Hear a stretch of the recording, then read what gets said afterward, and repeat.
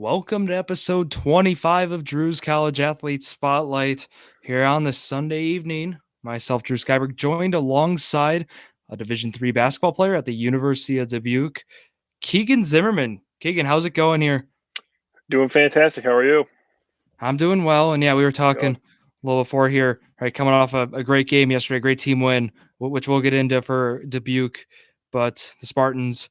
But in this episode, right, it's like every college athlete spotlight episode here. We'll be talking about right how you started, right, and then how you end up here at hmm you're from Eureka, right, and then you end up at the University of Dubuque. Correct. If you get started here, we'll talk on the youth. So like basic question to start, right? When did you start playing basketball? Basketball is as young as I can remember. Honestly, I started like just shooting out in the driveway with family and friends and all that. And then I would say like second grade or so. I kind of transitioned to like some in-house competitive stuff. Second, third grade, all through there, and then I kind of just stuck with it. Was that always like club stuff, traveling, or So grade school, third, fourth grade was all in house. Like all the Eureka teams, just all the people from grade school playing against each other, and then fifth and sixth grade is when we started traveling. So just playing all the local teams, similar to our size or whatever. Get to play some of those. We didn't travel very far, but just local competing against other towns, pretty much. see, like in Wisconsin here, for example, it's huge, right? Fifth and sixth grade, people are traveling. You're playing across the state, for some. So really big Yeah. traveling in Wisconsin, and you mentioned with yeah, you Yeah, we mentioned that. definitely had that. I feel like I never played AAU at that age. I just stuck to playing for Eureka, like the hometown ball, playing with my buddies. Uh, I'm sure that was an option, but that was more what I kind of chose to do was to stick around with, the guys from my hometown, try to build that team atmosphere at a young age. So I kind of just stuck with that, I would say. Were you playing any other sports at the time, or Yeah, all through my life, I've done a lot of sports. I did baseball, soccer for the most part. I did a little bit of swimming for a while, but I just tried to stay active, all throughout the year, doing as much as I could. was there was basketball always number one, or was there one that was number one before basketball? Basketball was always, I would say, top two. It kind of bounced back and forth, basketball, baseball, especially once I got into high school. Um, yeah, definitely baseball and basketball stood out though, but they kind of battled with each other, I would say, for a while. Were you a pitcher in baseball? I pitched a little bit. I wasn't very good. Okay, I pitched it. Yeah, but just throw me out there and I can get the job done. first baseman then. But Is that's my first, other guess? yeah, Okay, yep, well played first base. we'll talk about, right. I mean, 6'8", or were you 6'3" at the time, or in high school here? We'll talk Yeah, because so didn't high you have? school. Yeah.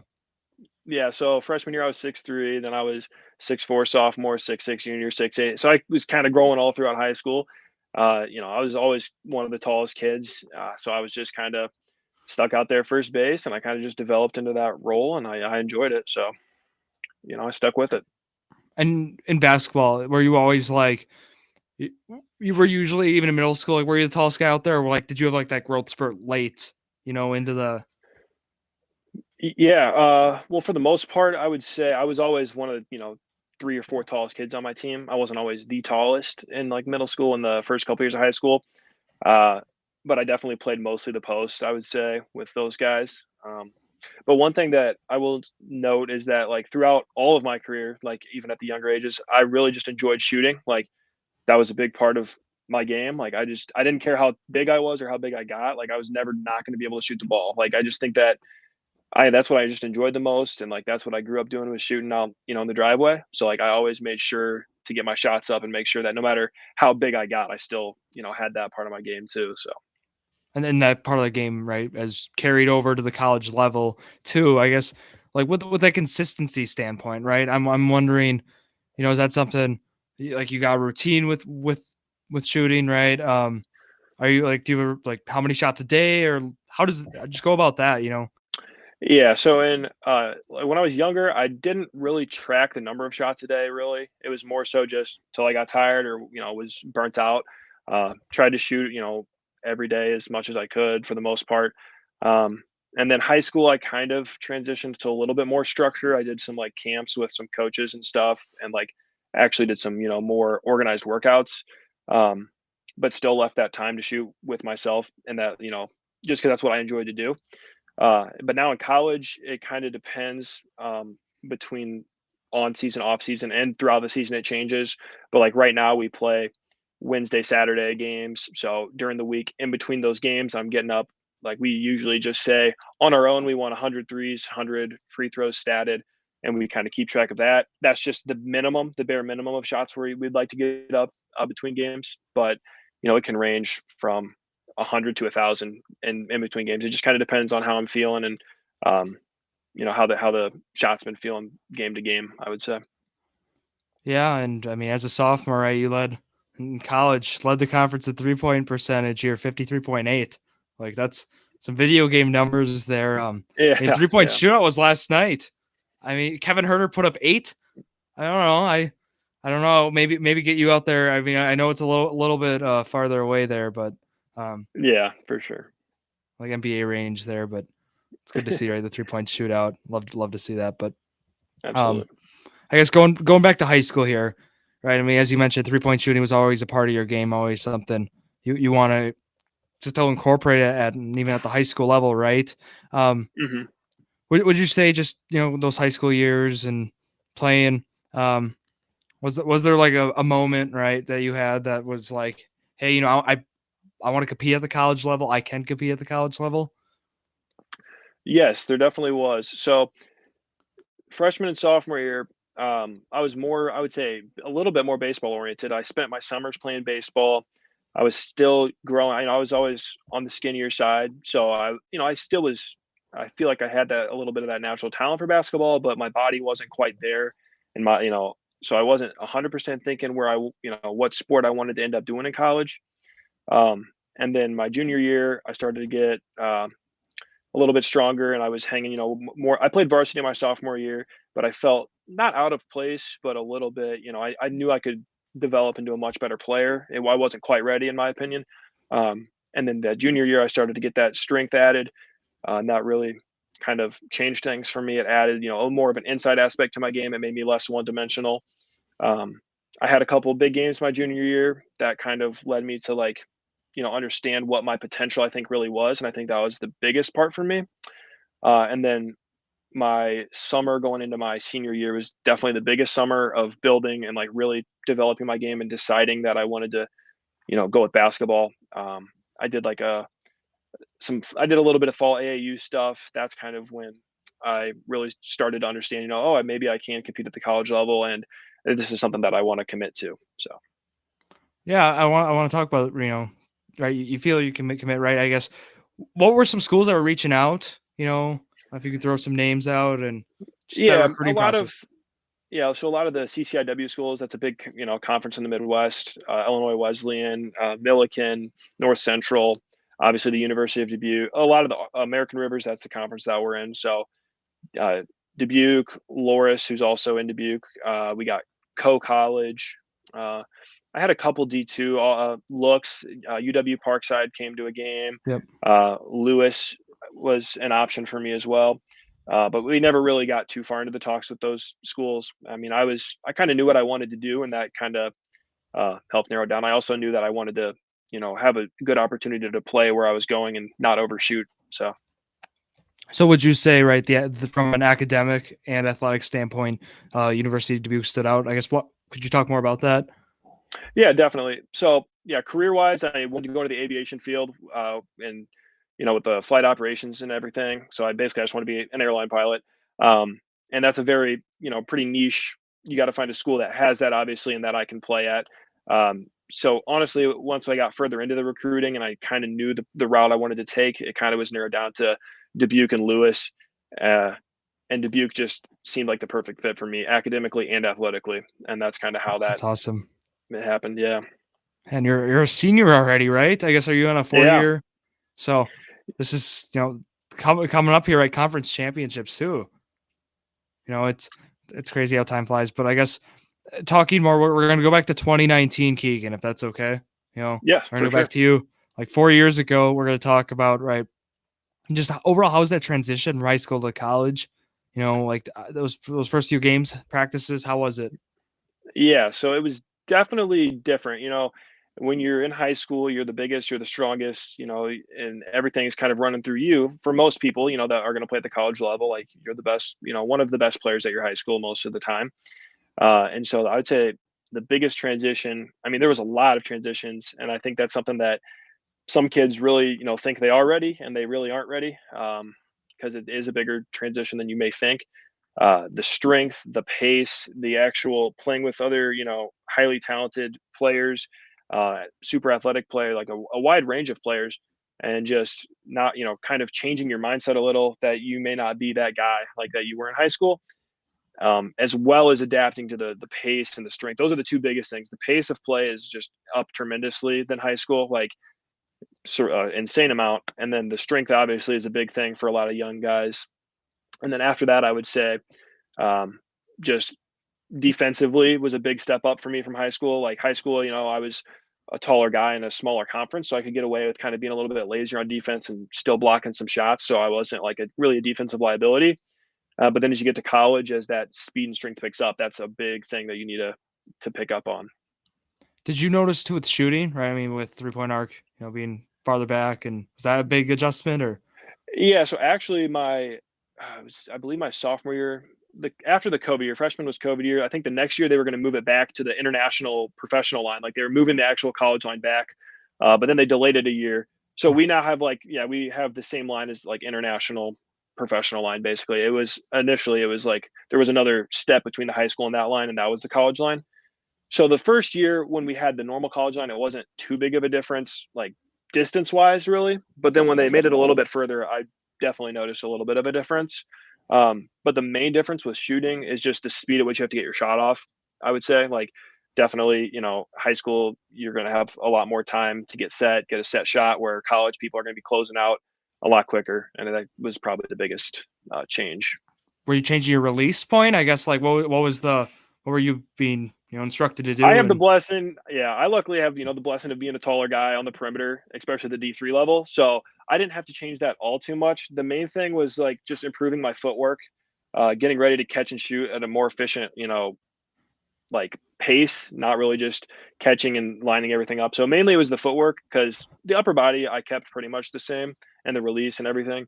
It was mostly just, the base, the lower body stuff, footwork, to help me get those shots up a little bit quicker. I gotcha, yeah. But I guess talking this year, right? If we want to go through, right, 19-6 overall right now, 12-4 in conference, and a great year, right, for the Dubuque squad. So you guys played Carroll too, right? I mean, some Yeah. Wisconsin area schools here, Edgewood, you know, um, Yeah. but again, that this D3, right? You mentioned your conference, right? hmm A lot of conference games, of course, in here, and I guess we want to talk about yesterday's game, right? At Luther College, nice 12-point win for you all there.